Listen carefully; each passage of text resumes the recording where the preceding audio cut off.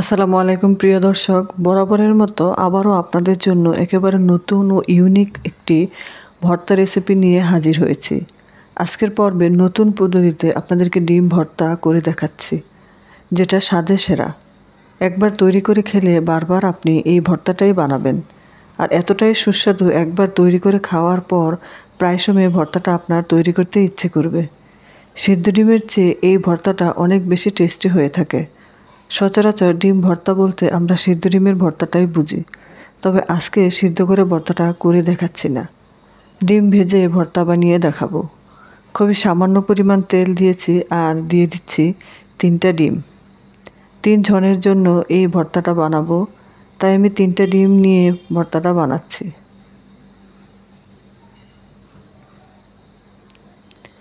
এই পর্যায়ে 1 চিমটি পরিমাণ লবণ দিয়ে ডিমটাকে সিদ্ধ করে নিতে হবে।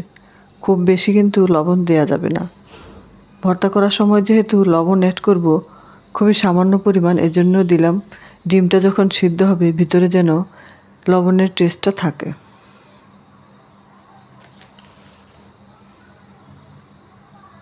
এবার টমেটো ভেজে নেওয়ার জন্য সামান্য সরষের তেল নিয়েছি।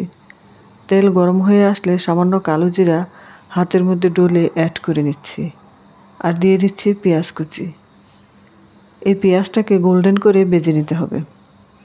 টমেটো ও গোল্ডেন পেঁয়াজের সাথে যখন আমরা ভাজবো তখন খুব সুন্দর একটা স্মেল পাওয়া যাবে।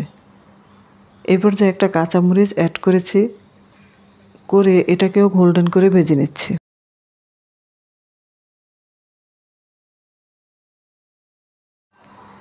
পেঁয়াজের বেরেস্তাটা হয়ে আসলে এখানে টমেটো অ্যাড করব। আমি এখানে 2টো টমেটো কিউব করে কেটে নিয়েছি, যেন দ্রুত সিদ্ধ হয়। বেশি সিদ্ধ করব না, তাহলে টমেটোর স্মেলটা কিন্তু নষ্ট হয়ে যাবে। এবার নেড়েচেড়ে এগুলোকে সফট করে নেব। এই পর্যায়ে টমেটোটা সফট হয়ে এসেছে, এখন আমি এটাকে নামিয়ে ফেলব। এখন ভর্তা করার পালা। এখানে আমি 3টা শুকনো মরিচ নিয়েছি। এবার লবণ দিয়ে শুকনো মরিচটাকে ভালোভাবে মেখে নেব। এই পর্যায়ে জালটা আপনারা আপনাদের স্বাদ অনুযায়ী নিতে পারেন।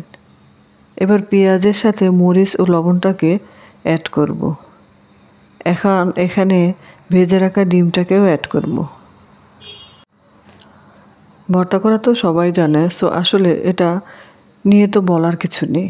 জাস্ট সব কিছু আলতো করে মিক্সড করবেন, ভর্তাটা করে ফেলবেন। এটা যে কী পরিমাণ অ্যাট্রাকটিভ লাগছে দেখেই কিন্তু বোঝা যাচ্ছে।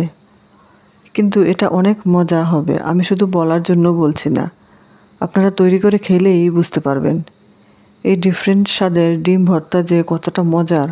সিদ্ধ করে যে ডিম ভর্তাটা করা হয় সেটা ভালো লাগে, বাট ততটা না। কিন্তু এই ভর্তাটা যে কী পরিমাণ মজার আমি আপনাদের বলে বোঝাতে পারবো না। আশা করছি আপনাদের কাছে ভালো লাগবে। যদি রেসিপিটা ভালো লাগে লাইক কমেন্ট শেয়ার করবেন, আর এরকম ইউনিক রেসিপি পাওয়ার জন্য চ্যানেলটিকে সাবস্ক্রাইব করবেন। ধন্যবাদ সবাইকে, বিদায় নিচ্ছি। আল্লাহ হাফেজ।